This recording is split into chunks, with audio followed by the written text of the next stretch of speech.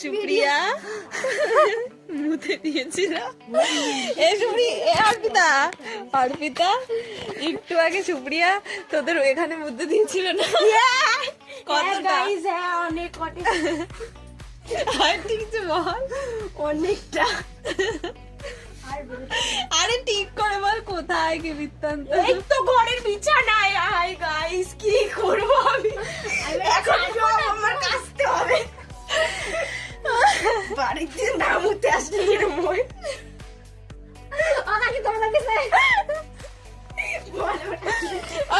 তুমি বলো সত্যি তো বলো, তাই তো বলো।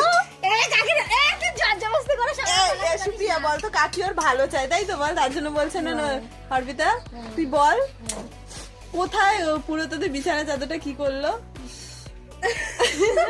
চাদরটা পুরো দিয়েছে।